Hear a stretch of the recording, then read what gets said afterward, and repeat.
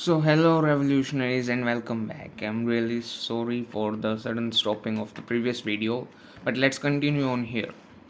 So, in the previous video, we talked about how the provincial subjects were further divided into two parts, that is, transferred subjects and reserved subjects.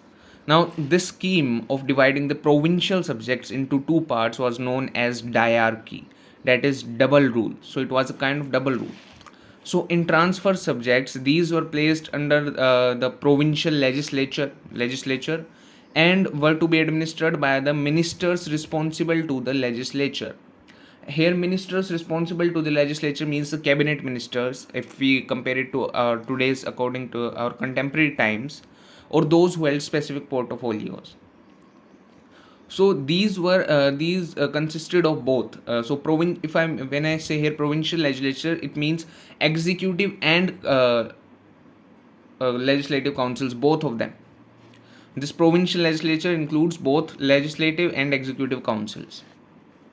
Reserved subjects were to be administered by the governors and their executive councils without being responsible to the legislative council. So, in the transfer subject, we have both legislative and executive council handling them, but in the reserved subject, we have only governors and their executive councils. So, the legislative council is not involved in them.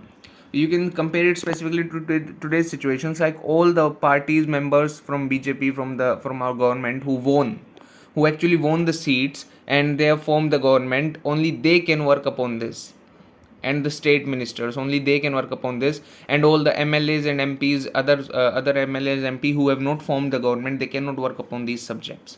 It is similar to this, and this scheme was, as I've told you, was known as diarchy. Diarchy means double rule. Now, the third feature of this act was it introduced bicameralism and direct elections for the very first time. Before this, there were no direct elections, and it also introduced bicameralism. The Indian Legislative Council, the Viceroy's Legislative Council, was replaced by bicameral legislature. Now, if you didn't know what bicameralism was, you would know it here. So the Indian Legislative Council. Now, this is a different council. This you must remember this point in mind. Previously, we read about the Secretary of State's Council, the Council of India, right? Which had 15 members in it. So, Council of India and Indian Legislative Council are two different councils. Okay, they are not the same. Council of India is Secretary of State for India's Council, and the Indian Legislative Council is the Viceroy's Legislative Council. I mean, you don't specifically need to say Viceroy's Legislative Council, or for Indian Legislative Council, yeah, you can say it's the Viceroy's Legislative. And now that's because we're specifically talking about the Indian Legislative Council. Now, let me just clear it up for you. First, there is the Council of India. Council of India is the Secretary of State for India's Council, which consists of 15 members. And then there is the Indian Council, Council of India and Indian Council. Now, Indian Council is also known as the Viceroy's Council, and Indian Council is divided into two parts again: Indian Legislative Council and Executive Council, which are both the Viceroy's councils. Okay. So the Indian Legislative Council is known as the Viceroy's Legislative Council, and the Indian Executive Council is known as the Viceroy's Executive Council. They're both part of the Viceroy's Council, and together they are called Indian Council. So the Indian Legislative Council, in this, when I say Indian Legislative Council, it means that I'm specifically talking about the legislative part of the Viceroy's Council, was replaced by a bicameral legislature. So before this, I mean, there were no two parts of this council. Now they've introduced two parts in one of the part of the Viceroy's Council. Okay, so I think I should have explained it to you with a pen and a paper or something like that. So now this is how we can explain the councils. So first is our Council of India, which is the Secretary of State's Council, Secretary of State for India's Council. Then second comes our Indian Council. Indian Council is the Viceroy's Council. Indian Council is further divided into two parts, which is Indian Legislative Council and Indian Executive Council. And now, through introducing bicameralism, we just talked about bicameralism here, right? So by introducing bicameralism, it further divided this part of the Indian Legislative Council. this part of the Indian Legislative Council into two more parts, that is the Council of State and the Legislative Assembly. Council of State and Legislative Assembly.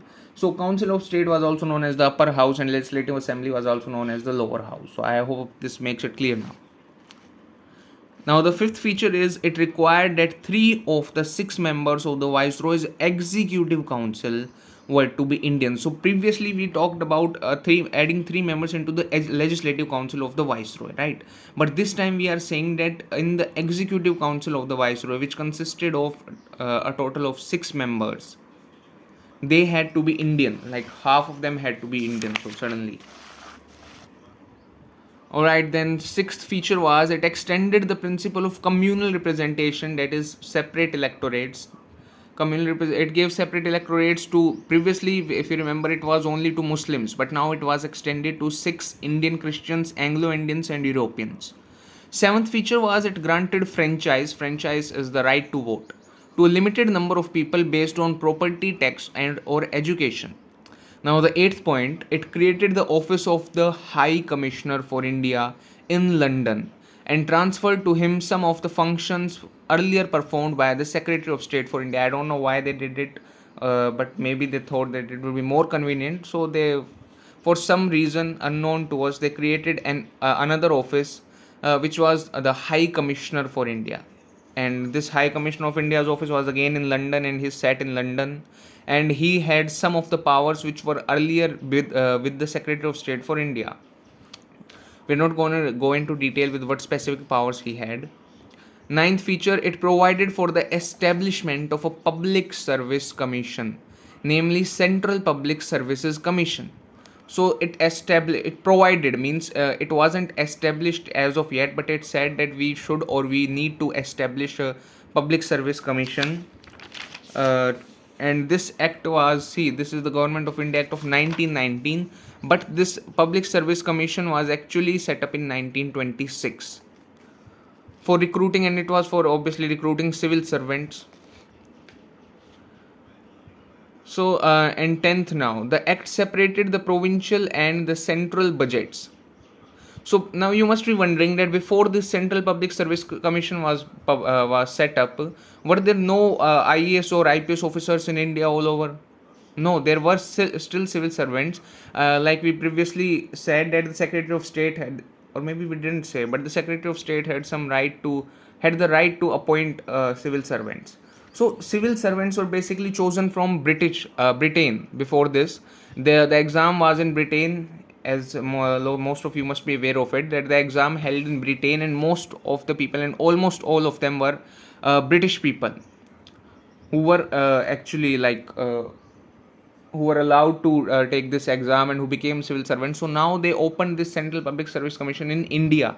It wasn't in Britain this time, it was opened in India, and all of its working, all of the operations took place within India. So this was also a major achievement for us Indians now. The 10th point or feature is the act separated the provincial and the central budgets and authorized the provincial legislators to enact and decide upon their own budgets. Like previously we told you that the provinces had no say in how their budget was prepared or how so, but the previous act gave them some power that they could discuss their budget. However, it was still presented by the central assemblies, and the provincial assemblies could only discuss or request some changes into the budget. But this time it gave them power that you can make and decide your own budget. Okay, like you don't have to take the central's budget as it is. You can make your own budget, you can decide your own budget and work upon it. Or you can tell us that this is the things we need and this is our budget and we want money according to it. So you don't have to completely rely on the center to prepare your budget or to allocate resources or finance to you as per their wishes. Now the 11th feature is the act also provided for the appointment of a statutory commission to inquire and report on its working after 10 years of coming it into force.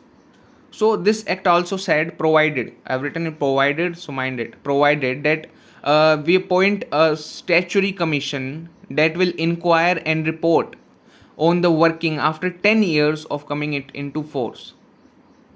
So they're basically saying that after this act was passed, you should also create a statutory commission that will report after 10 years of passing this act, this particular act, like this act of Government of India and 19. Oh gosh, come on, turn. So Government of India Act of 1919. So basically they're saying that in 1929 you should the commission should present in its report or you should form a commission that after 10 years, like in 1929, tells us that how the act has been working, if the act has been good or not, and tell about it and give a report. That's all. So now this the seventh point, or no, this is actually a what HP now.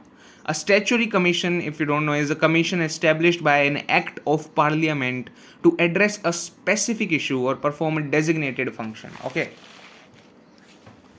Now, this was the Simon Commission, of course, the infamous Simon Commission. The commission set up to inspect and report on the condition of India under its new constitution. So, after the 1919 Act, or the Government of India Act of 1990 was established, so the Europeans thought that we will, after 10 years, we will see how this act did, or how the constitution so far, how the acts, how all the acts passed so far did within 10 years of span. So they created the Simon Commission to understand how the act is performing and report on its working. The commission was set up in November 1927, 2 years before its schedule, because obviously it was supposed to be set up in 1929, right, 10 years after it. And it consisted of 7 members under the chairmanship of Sir John Simon. It consisted only of British officials and therefore was boycotted by all the political parties. The commission submitted its report in 1930, so 3 years later basically. And now what were its suggestions, or what were its findings? It recommended the abolition of diarchy.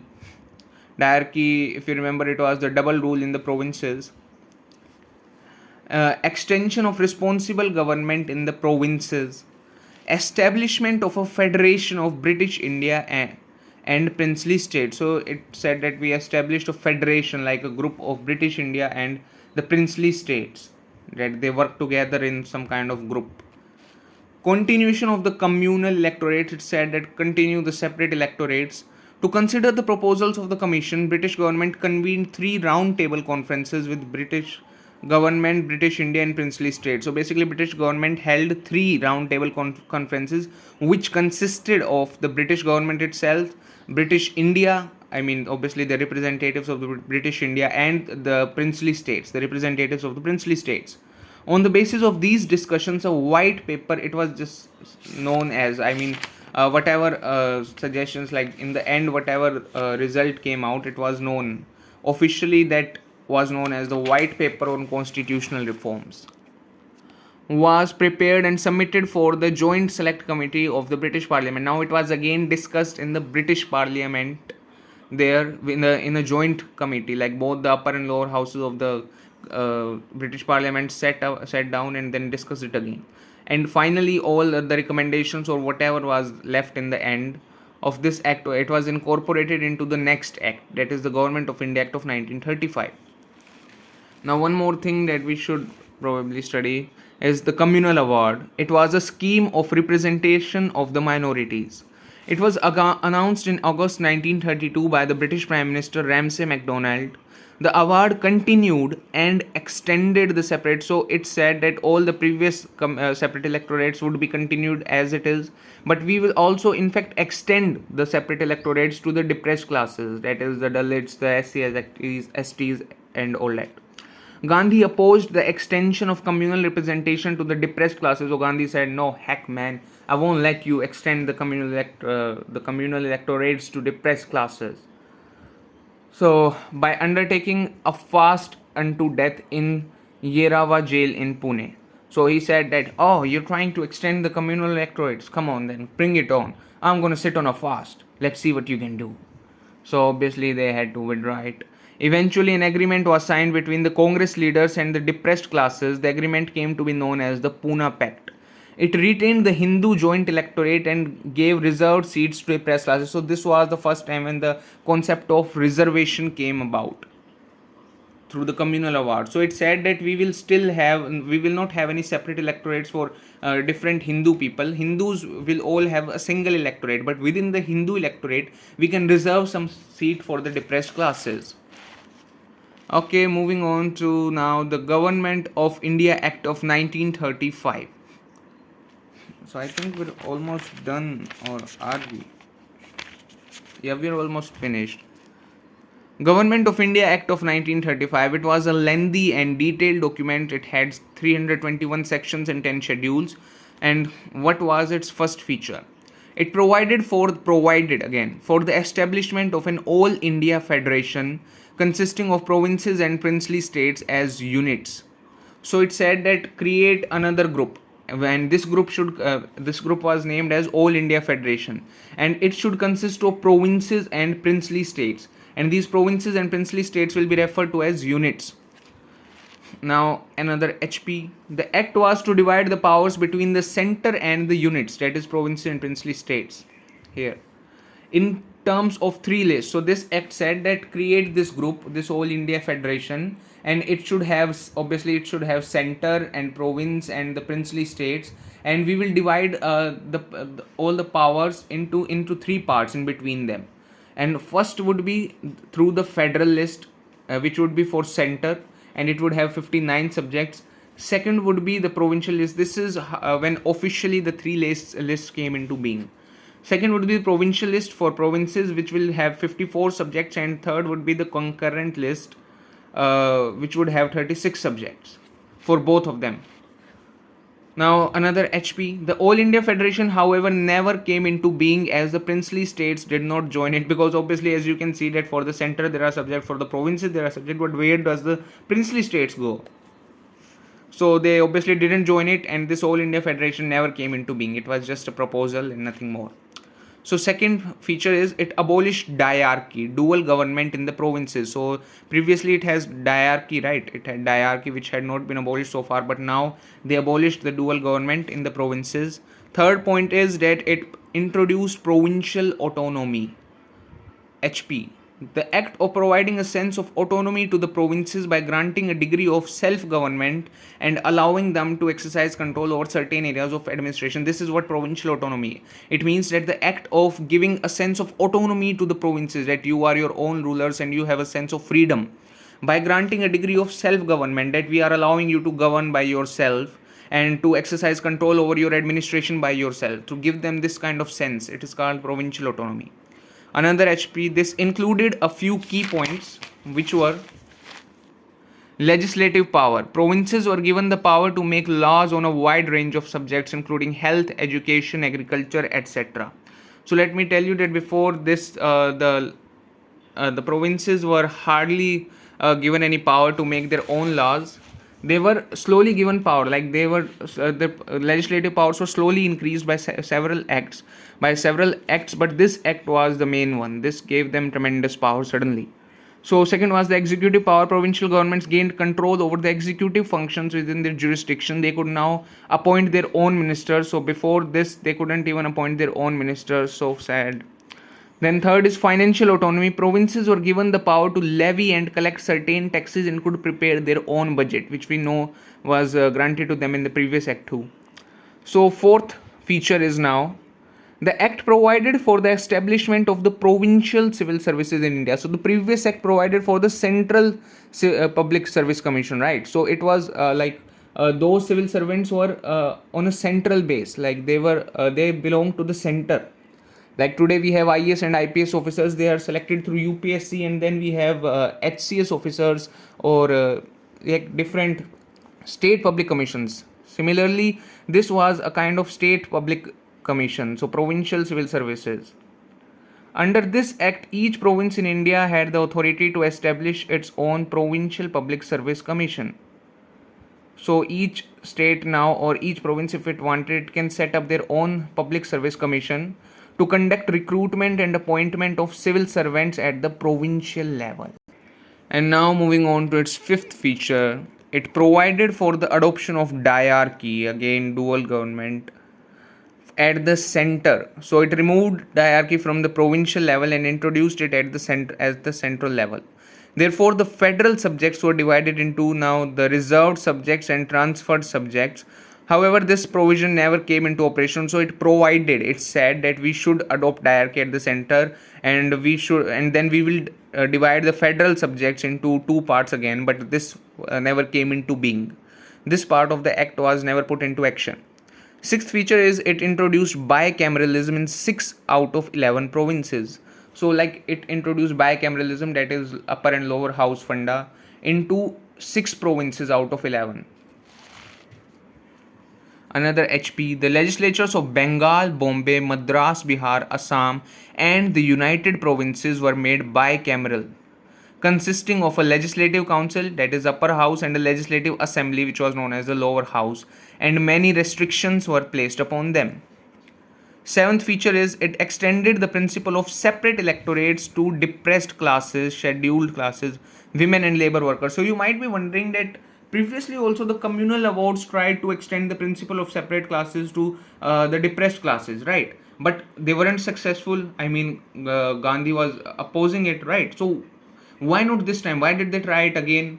Wouldn't they believe that Gandhi will again sit into a fast and then they will have to take it back again, which will be a shame for the British government? Of course, it would be kind of embarrassment to them that they keep on passing acts and Gandhi forces them to take them back.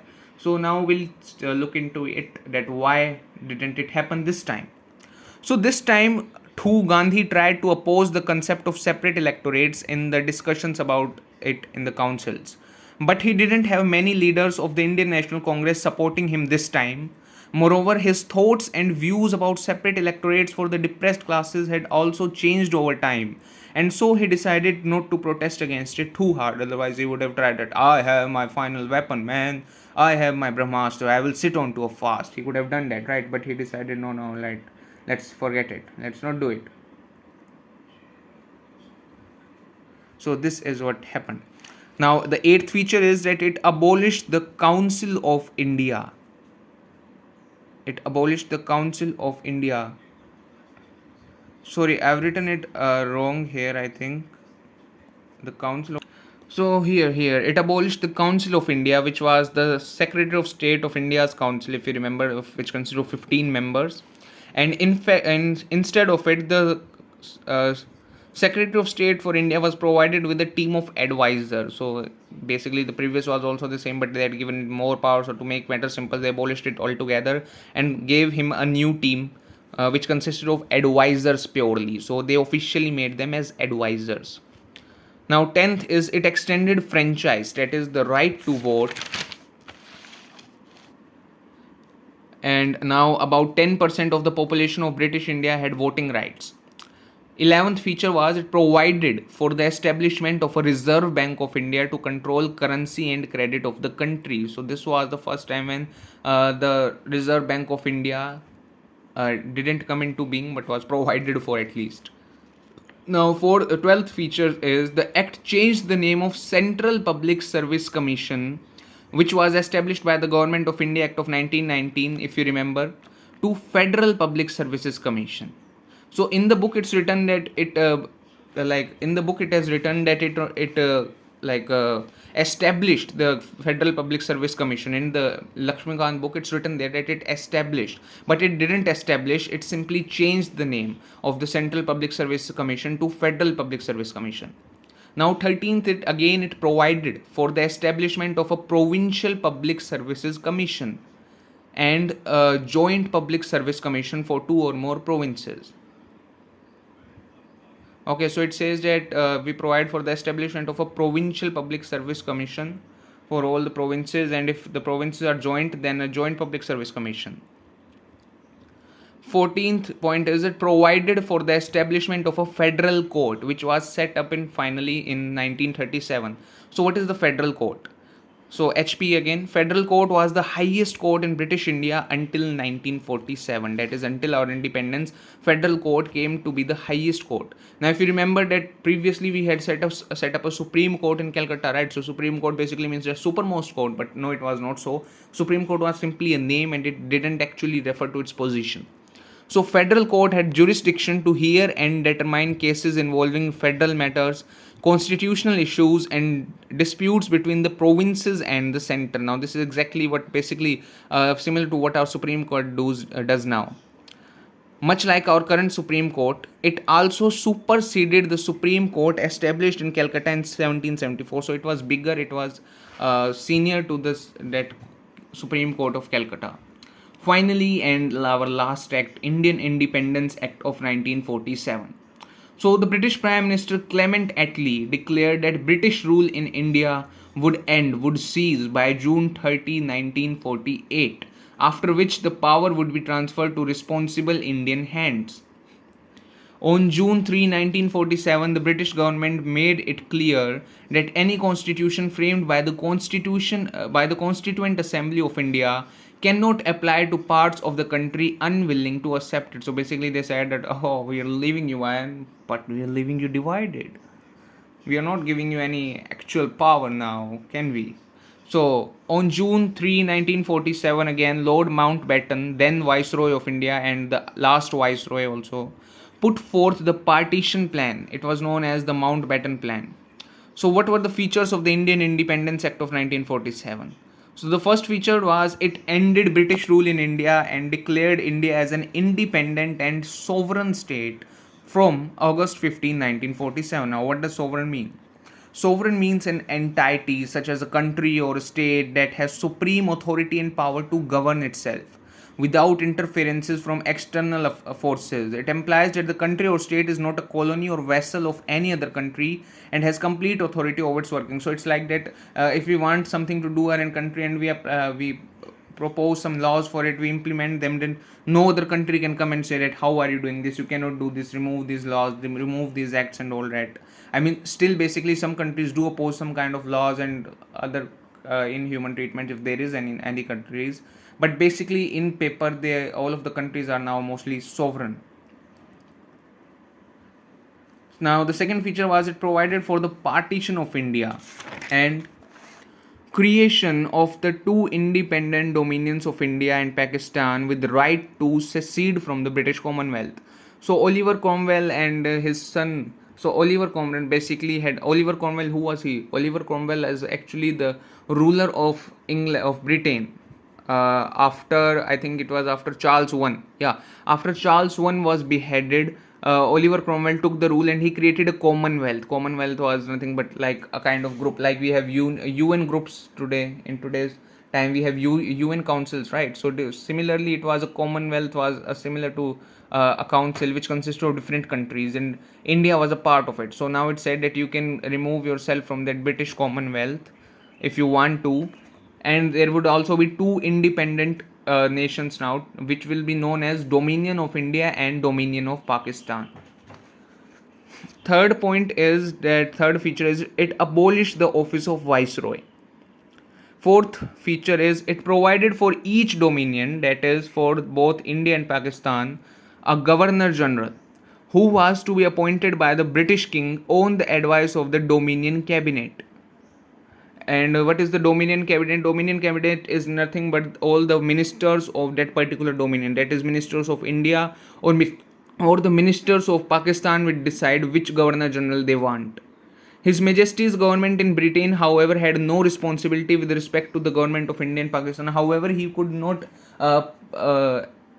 exercise any subtle powers, any specific powers in there. He did not have any authority, any major authority in these dominions, that is in Pakistan or in India. The fifth feature was it empowered the constituent assemblies of both dominions to frame and adopt any constitution for their respective nations and to repeal any act of the British Parliament put upon them, including the Independence Act itself. Now, we wouldn't want to do that, would we? So basically, it gave us power that we can create any laws or any rules or any law, any laws, of course, for our nations, and we can repeal any act that were previously imposed upon us by the British, and we can even remove the Independence Act itself and become their colony again. So the sixth point is it gave the constituent assemblies of both the dominions the power to legislate for their respective territories till their new constitution were drafted and enforced. And it gave the constituent assemblies of both the dominions, that they had constituent assemblies, so it gave them power that you can like pass any law until your constitution is created. So it said that they can in the previous, like in the fifth feature, I know they said that you can create any laws for your country and you can repeal any act, and in the sixth they're saying the same thing, but here they are saying that before you make a proper constitution, even until then you can create and pass any law which you wish. Seventh point is, no act of the British Parliament passed after August 15, 1947 was to extend to either of the new dominions unless it was extended by a law of the legislature of the dominion. So it said that unless the dominion itself wants to retain some of the laws of the British India, they cannot be forced to retain our laws. I mean, if they want it by themselves, then they can retain our laws, that we want this law, we want this law, these laws are fine. So they can have them by their choice, and we cannot force them to keep any law. Then the eighth point is, it abolished the office of the Secretary of State for India. Now, bye Secretary of State, we don't need you anymore. And transferred his functions to the Secretary of State for Commonwealth Affairs. So it transferred its function to Secretary of State for Commonwealth Affairs. Ninth point is, it gave freedom to Indian princely states from British paramountcy and gave freedom to tribal areas from treaty relations from August 15, 1947. So it said to Indian princely state that you are free, go your own way. It said to the tribal areas that whatever treaties we had signed with you, they are nullified now. They do not come into being from August 15, 1947. They would be abolished. So 10th feature is, it granted freedom to Indian princely states either to join the Dominion of India or Dominion of Pakistan or to remain independent. So it told the Indian princely state that you are our main diocese now. We can only rely upon you to divide India and Pakistan. So you can join India, you can join Pakistan, or shush, you can even remain free if you want to. So 11th feature is that it provided that the governance of each of the dominions and the provinces were to be run by the Government of India Act of 1935 till the new constitutions were formed. So it said that both of the dominions and all the provinces, they would still be run the same way by the Government of India Act of the 1935, which was passed by the British Parliament, until their new constitutions are made. But still they can make any laws they want in it, but basically they would be run the same way as they were by the Government of India Act of 1935 until, that is, their constitutions are formed. They were also authorized to make modifications in the act, like I told you. So 12th feature is, deprived the British monarch of his right to veto bills or ask for reservation of certain bills for his approval. This right, however, was reserved for the Governor General. So it took the right from the British monarch that he could stop any bill, he could veto any bill, or he could reserve some certain bills, and it was given to the Governor General.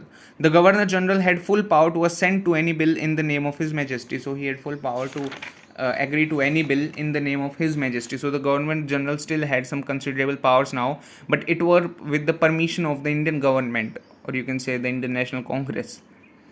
13th feature is, it designated the Governor General of India and the provincial governors as constitutional, that is, nominal heads of the states. So it made the Governor General and all the provincial governors as the nominal heads.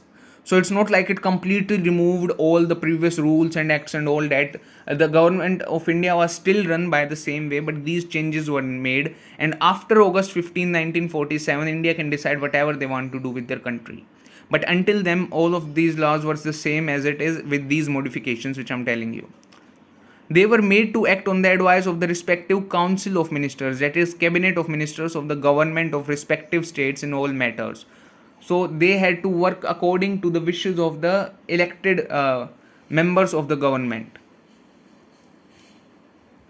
So now another HP, and for your information, nominal head refers to a person or position that holds a title or position in name only without having any significance or real power or authority. It means that they were only the head in name, just like our president.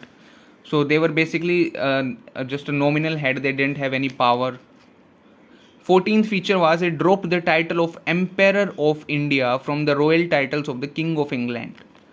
Fifth is it discontinued the appointment to civil services and reservation of post by the Secretary of State for India.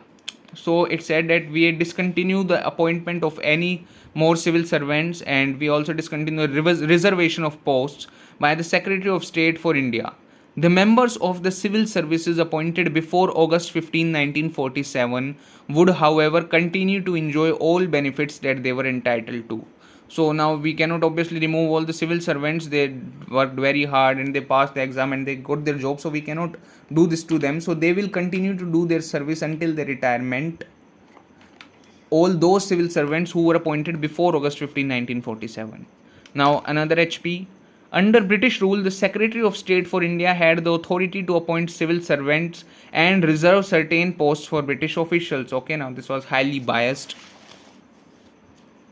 piece of shit, but whatever. Now they were removed completely. Another big HP, and this would be our last now. The Indian Independence Act of 1947 provided that the civil servants appointed before August 15, 1947 were entitled to continue their services in either India or Pakistan depending on their preferences. So say that after the partition you can continue to serve and you can choose whether you want to serve in India or whether you want to serve in Pakistan.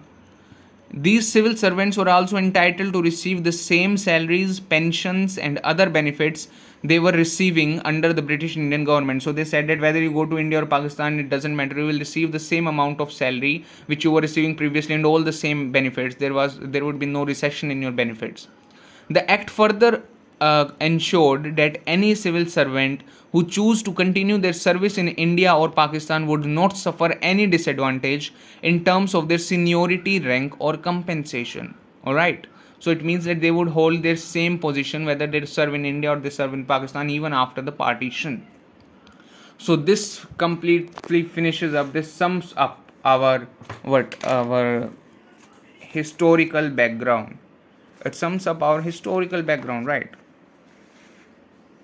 So this is this little bit is left in here. At the stroke of midnight of 14 to 15th August 1947, the British rule came to an end and the power was transferred to the two new independent dominions of India and Pakistan. So up until now they were called as Dominion of India and Dominion of Pakistan, but after we formed our own constitution, we obviously changed our name. Lord Mountbatten became the first Governor General of the new Dominion of India. So after August 15, 1947, we came to be known as Dominion of India and that came to be known as Dominion of Pakistan. But when finally we formed our constitution, our new constitution, it means that we gained independence on August 15, 1947, but we didn't actually have our constitution by now. So it took us some time to frame our constitution, and until that time we were still being ruled in the same way that the Britishers had set up the rules, but not by Britishers, but why Britishers? But they didn't have any actual or real power or authority now. So they were just helping us rule our country till the time we had formed our constitution. Lord Mountbatten became the first Governor General of the new Dominion of India. He swore in Jawaharlal Nehru as the first Prime Minister of independent India, and later on he even helped Jawaharlal Nehru swear to become take his oath as the first Prime Minister of India. The Constituent Assembly of India, formed in 1946, became the Parliament of the Indian Dominion. So it became the Parliament of the Indian Dominion, this Constituent Assembly. And of course we know that now all of the members, or maybe most of the members of the Constituent Assembly are dead, long dead. So now we do not have any Constituent Assembly, but we still have our parliaments. So this sums up your historical background, which was in, let's say, it was only in 10 or 11 pages, and I actually managed to write it into, maybe 40 pages. So it was very detailed.